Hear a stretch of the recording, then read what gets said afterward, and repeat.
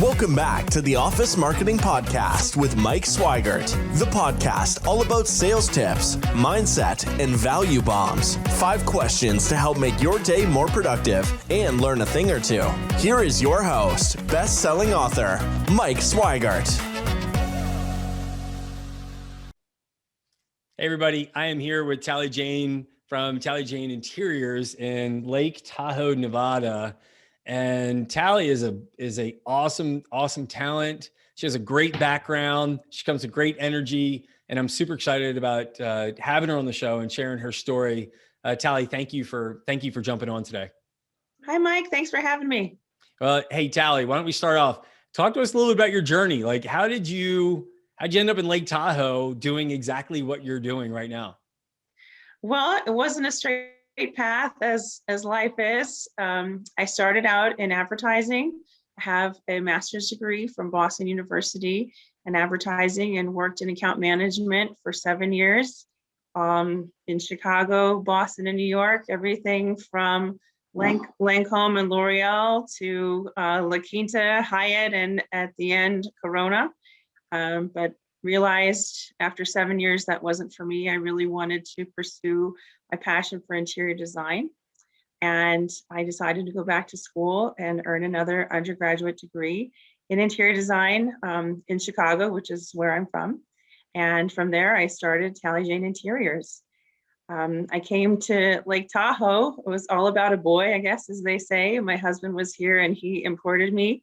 And I started the company as another branch here in Tahoe. And now we are 100% serving the Tahoe area. I love it. You know what? I'm kind of making some notes here about the name. And I'm like, from Corona to Chicago to Tahoe, the Lake Tahoe's best designer. Is that a name we could use? I like that. I really do. I like that. So, all right, but I got to know, like, what was it? You don't just go from running these great ad campaigns to wanting to go to be a designer. Like, what made the shift?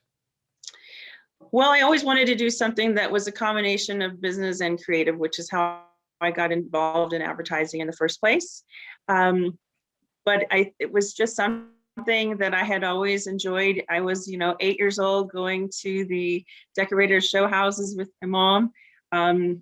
It was always just something that was a passion of mine that was hidden deep inside that I realized, working 7 a.m. until, sometimes 3 a.m. the next day, that just wasn't fulfilling what I wanted to do.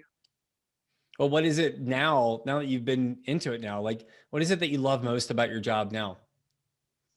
Every day is different. Everything can change with a phone call. No 2 projects are the same. No 2 clients are the same. So there's really always something new to do and to learn.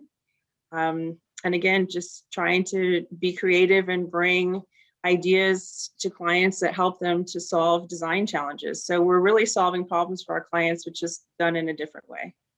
I love it. So if someone was going to, start an interior project, right? Not just in Tahoe, if you're in, New York or Chicago, anywhere, right?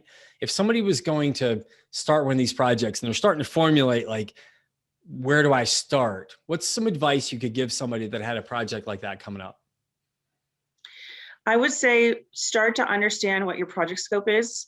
It really helps us when we get engaged with the client to understand what their needs are and what they want to do. Actually, one of the first things we do is a discovery session, as we call it. It's basically a consultation where we would meet with our clients at their home and spend about an hour or 2 walking through the space, understanding what their challenges are, their vision, taste and preferences, lifestyle. I mean, we really have to dig deep and learn what it is that they're trying to accomplish, because sometimes what they think they want and what they're saying are 2 different things, and you have to kind of read in between the lines. But that's a really valuable part of our process, is that discovery session. It's great. And the more they're in tune with what they want to do and what their end goal is, the easier it is for us. That even includes putting together, images of things they like on Houzz, Pinterest, Instagram, And even surprisingly, we asked them to put images up there that of things they don't like, because that's just as helpful, and it helps to steer us in the direction, so that our goal is to be able to present things to them that they love and is on task in terms of what they're looking for. Okay, Talie, I love that advice. And there's probably some designers going like, well, of course you don't know that. But I love that concept of like your idea board and starting out saying like, hey, this is what we love. These are textures we love or colors we love or whatever it is. But also asking somebody, hey, can you just let me know what you don't like? Like maybe they had a green shag carpet when they were a kid and they love it. Like that's what they want. They want that 2-inch green shag, that what you see in the I think at the Jungle Room at Graceland. I think there's a cool shag carpet there that Elvis had. But then, knowing what people don't like, don't knock Graceland. Elvis and I have the same birthday, and by gosh, Elvis is cool to me. You may not agree with his fashion faux pas, but all right. So well, and after I digest the fact that we need to incorporate a green shag rug, we'll make it work. That I would be okay with that. I really would. I would totally be okay with that. All right. So what are you doing? What are you doing now? Like, do you have mentors or role models, or what are some people that kind of inspired you to get to where you are now? Well, my biggest role model and supporter was my grandfather. As you can imagine, explaining to family and friends that after, I guess at that point, it would have been 6 years of schooling and 7 years in advertising, that you were completely stepping away from the business that you had just spent so much time and money to propel yourself through, that you were going to be doing a complete 180. Wasn't an easy sell, but my grandfather was really supportive. He was an entrepreneur, and I think gave me a lot of the courage to go out and do something on my own that not necessarily, everyone was 100% behind. Yeah, that's so great. That's so great. So what's one thing, is there anything that stands out? I'm not trying to make you cry. This is not Oprah, but can you tell me something about your grandfather that kind of, that stood out, that you were like, that was one that really hit my heart and really helped me know I was making the right decision? He would just have some talks with me about what I was doing and kind of keep me motivated, and, told me a lot of things about keeping positive, and, it's not easier, everybody would do it kind of thing. He started and kind of did the rags to riches thing on his own. And, it's just one step at a time. That's great. That's great. Do you feel like you're a little bit like him? Like, did it skip a generation? Is that how you ended up like this? In some ways, yes, I definitely think so. I love it. I love it. Yeah. All right. So let's talk, you keyed in on a little bit of mindset, right? Mindset's super, it's nearly cliche to talk about mindset, but let's just talk about energy and positivity. Or like, Talie, what do you do on a given day or any time to kind of just keep yourself in a positive mode? I'd say there are two things really that I try to do to stay focused. One of them is working out. I try to do that at least 3 to 5 days a week when I can. It's not always easy, and I don't always want to get up at 5 o'clock in the morning to squeeze it in. But to me, there's a huge connection between mind and body, and to feel good, and then to be able to be productive and positive during my day. I think there's a huge correlation there. So that's definitely one. The other thing is I like to read at night before bed. It kind of helps me to shut down from the day, reset, and try to get a peaceful night's sleep. I don't always read much. Sometimes it's a sentence or a paragraph, and and my head hits the pillow and I'm done. But it's just kind of the act of it and keeping it as part of my routine and my regimen. I love that. I love that. I thought about it last night. I ran 5 miles this morning, and I looked at my calendar. Yeah. Well, see, you're 3 hours ahead. That's how you've already been more productive. Oh, well, if you knew, and if anybody knows, Tuesdays are a day I stack up podcast recording. So I'm recording 5 podcasts today. If anybody sees me and now notices, if they see it on YouTube, I might be I'm not on TV, so I'm not changing this sweater. So for 5 podcasts, people are going to see the same one. But I agree 100%. So I don't know if it's serotonin or endorphins or dopa. Like, even as I knew my day was stacked, I knew I had to get my workout in this morning, or I just wasn't going to have flow today. Like, I just know that I'm right there with you. I need it.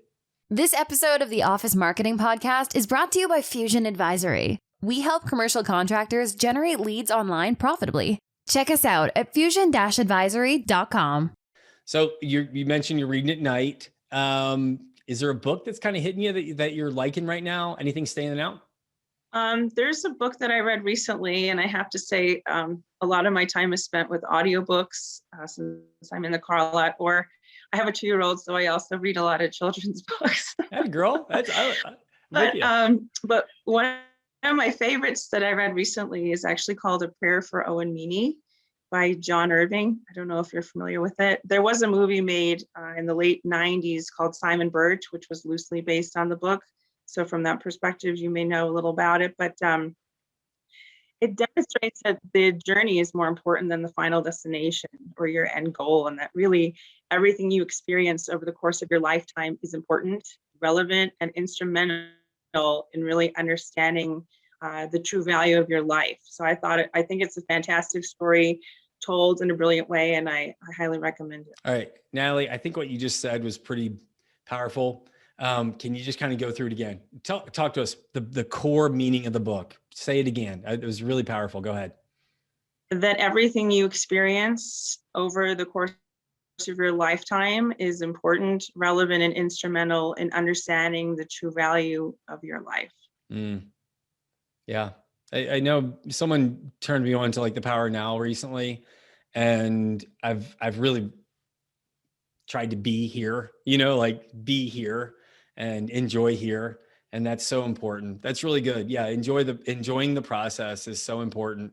I do this with my kids, and a lot of times around their birthdays, I'll ask them, like, I have an 8-year-old daughter. And so as I go, I'll say to her, I said, how do you think you're doing being 8?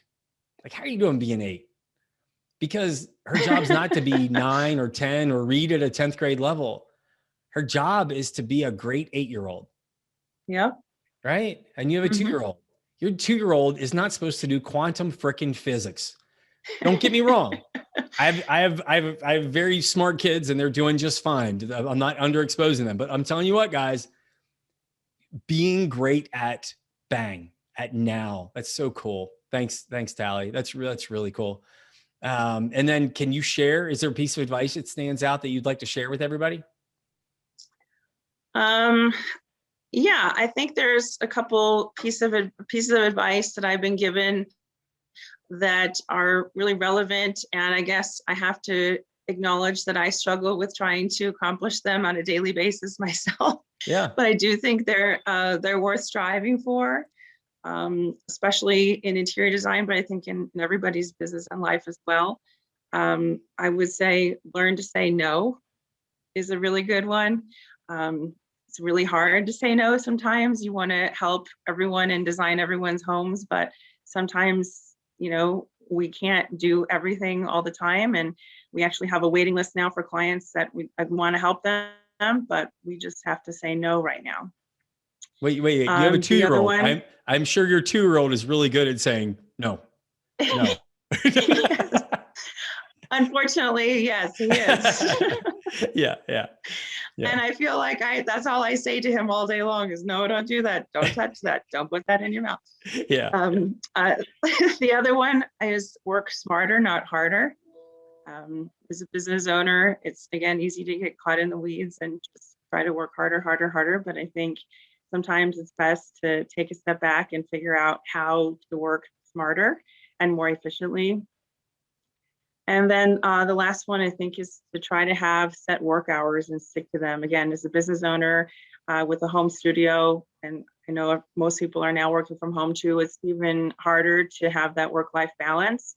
So taking calls past, 5 or 6 and working on the weekends and things as we do, it's easy to get in that habit. And I myself I'm unfortunately part of that habit, but the 5 o'clock hour turns over, and really try to set myself up to be back to being a mom and a wife and being at home versus, always being on the clock, so to speak. Talie, I've got 9 people on my team that are 13 hours ahead of me. So I have the hardest time. I'm almost trying to respect their time and say, hey guys, I'd love for y'all to be able to work, a little more on your time and a little more on, US time and things. So, but I find myself working a lot from like 9 to 12 because it's 10 to 1, their awake time. And it's definitely been a challenge for me this year, but it's been a lot of fun because I'm trying to respect my team's work time. And then, luckily my family's asleep pretty early, so they don't even know I'm up working. So it works out pretty good. So, hey, Talie, if somebody wanted to get in touch with you, what would be the best way to do it? I'd love for them to give me a call, 855 Talie Jane, 855-825-4352. That's really cool. Okay. I'm going to put it in the show notes so that nobody has to remember it. And Talie, also tell us, in the market you excel in, you kind of let me know through the whole like Carson City, Lake Tahoe. Tell us where you love to work.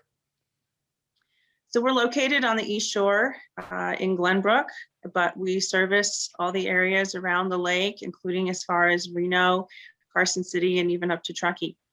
Okay, cool. I'm sure people that are listening in that area can go, somebody knows Truckee, because I bet you most people listening are like, I have no idea what she just said. So seriously, Talie, thanks for sharing your perspective. I love it. Thank you so much for sharing. And I can't wait to catch up again. Thanks, Talie.